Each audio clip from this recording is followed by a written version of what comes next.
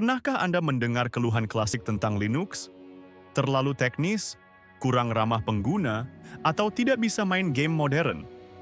Bersiaplah untuk mengubah pandangan Anda, karena Ubuntu 25.4 Plucky Puffin hadir untuk membungkam semua kritik tersebut dengan gebrakan yang luar biasa.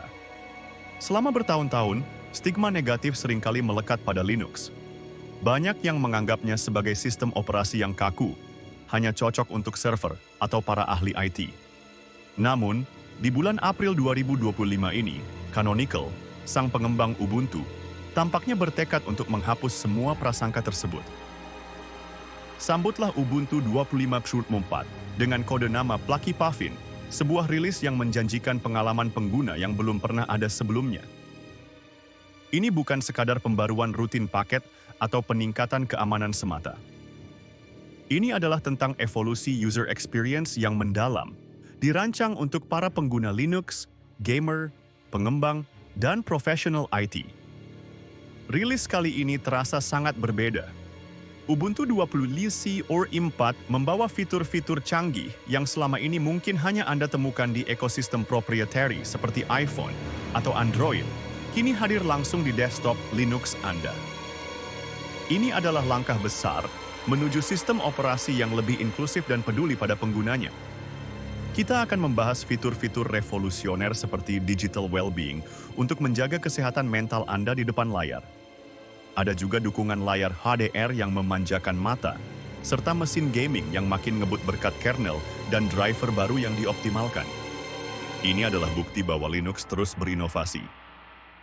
Apakah Plucky Puffin adalah versi Ubuntu terbaik yang pernah ada, terutama bagi pengguna rumahan dan profesional yang mencari keseimbangan? Mari kita bedah setiap fitur unggulannya satu persatu, dan Anda akan menemukan jawabannya. Bersiaplah untuk terkejut dengan kemampuan baru dari sistem operasi favorit kita ini. Fitur pertama yang langsung menarik perhatian saya dan mungkin akan menjadi game changer bagi banyak profesional adalah well-being.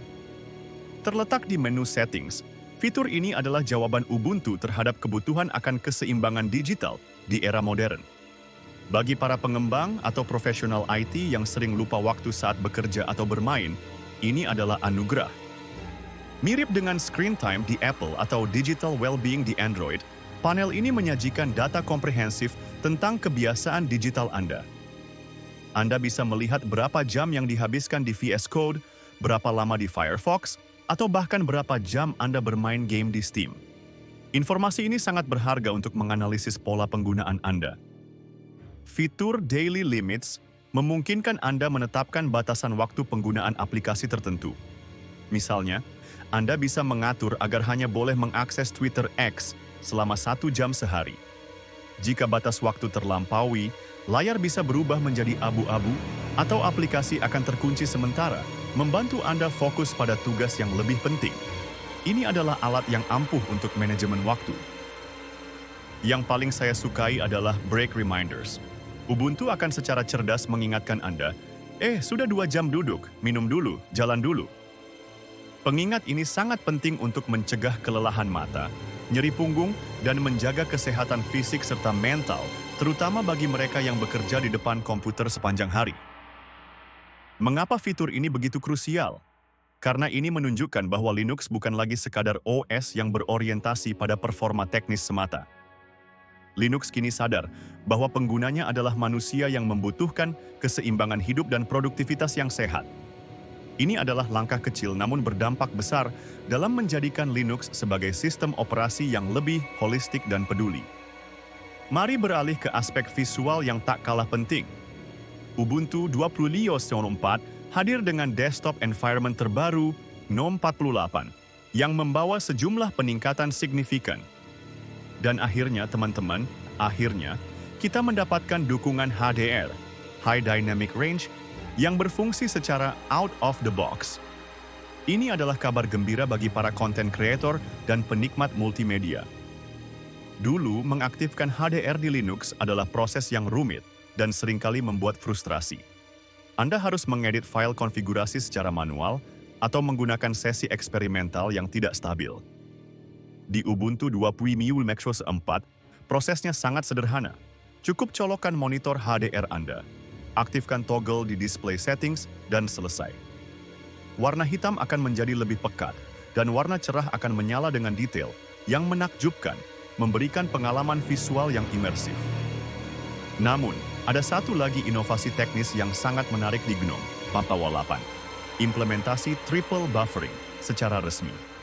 Selama beberapa tahun terakhir, Canonical telah menggunakan patch triple buffering ini secara eksklusif untuk Ubuntu. Fungsinya adalah memastikan animasi antarmuka pengguna tetap berjalan pada 1 FPS atau bahkan 120 FPS, meskipun GPU sedang bekerja keras menjalankan aplikasi atau game. Kini, patch triple buffering tersebut telah diterima dan diintegrasikan ke dalam upstream GNOME. Artinya, fitur ini sekarang menjadi standar resmi di lingkungan desktop GNOME, bukan lagi sekadar modifikasi khusus Ubuntu. Ini adalah kemenangan besar bagi konsistensi dan performa visual di Linux. Apa implikasinya bagi Anda? Animasi saat membuka atau menutup aplikasi, menggeser antar workspace, atau beralih jendela akan terasa sangat mulus dan responsif. Tidak ada lagi stuttering atau lag antar muka yang mengganggu pengalaman pengguna. Bagi para pengembang yang sering beralih antar aplikasi atau profesional IT yang membutuhkan antar muka yang responsif, peningkatan ini akan sangat terasa dan meningkatkan efisiensi kerja. Sekarang, mari kita bahas bagian yang paling ditunggu-tunggu oleh para gamer Linux. Performa gaming. Ubuntu 25.4 ditenagai oleh Linux kernel 6.14, sebuah versi yang mungkin terdengar membosankan secara angka, namun isinya tidak. Kernel ini membawa sejumlah optimasi dan driver baru yang revolusioner, khususnya untuk pengalaman gaming. Salah satu inovasi paling signifikan di kernel i14 adalah driver baru bernama NTSNC. Apa itu NTSNC? Sederhananya, ini adalah driver yang meniru cara Windows melakukan sinkronisasi proses, anti-synchronization primitives, langsung di dalam kernel Linux. Ini adalah terobosan besar dalam kompatibilitas dan performa gaming. Efek dari NTSNC ini sangat luar biasa. Jika Anda sering bermain game Windows menggunakan Proton atau Wine, misalnya melalui Steam, NTSNC secara efektif menghilangkan hambatan terjemahan, overhead, yang selama ini seringkali membuat game terasa sedikit lebih berat di Linux dibandingkan di Windows aslinya. Ini adalah langkah maju yang masif untuk ekosistem gaming Linux. Benchmark awal menunjukkan peningkatan performa gaming yang signifikan, terutama pada game yang sangat bergantung pada CPU, dengan kenaikan hingga 30%. Game terasa lebih responsif, latency input menurun drastis, dan frame per second (FPS) menjadi jauh lebih stabil. Ini berarti pengalaman bermain game Anda akan menjadi lebih lancar dan imersif. Jadi, jika ada yang masih mengatakan Linux tidak bisa untuk main game, Anda bisa dengan bangga menunjukkan video ini. Dengan NTSNC, bermain game Windows di Linux kini terasa hampir indistinguishable atau tidak terbedakan dengan bermain di Windows aslinya. Ini adalah era baru bagi gamer Linux, membuka pintu untuk lebih banyak judul game dan pengalaman bermain yang lebih baik. Jadi, apa kesimpulan akhir kita untuk Ubuntu 2.5 Stexios Spat Plucky Puffin? Ini adalah rilis yang sangat solid, bahkan bisa dibilang revolusioner. Canonical berhasil menggabungkan kebutuhan para profesional, kestabilan dan produktivitas, kebutuhan manusia, kesehatan dan keseimbangan digital, serta kebutuhan hiburan, gaming dan visual HDR dalam satu paket sistem operasi yang kohesif. Bagi saya, fitur well-being adalah sentuhan modern yang sangat cerdas, membuat OS ini terasa lebih peduli dan relevan dengan gaya hidup digital saat ini. Namun, NTSNC dan dukungan HDR adalah alasan teknis yang sangat kuat mengapa saya merekomendasikan Anda untuk mempertimbangkan upgrade. Peningkatan performa gaming dan kualitas visual adalah nilai jual yang tak terbantahkan. Jika Anda masih menggunakan Ubuntu 24.4 or IAT LTS, mungkin Anda akan memilih untuk bertahan demi stabilitas jangka panjang yang ditawarkan oleh versi LTS.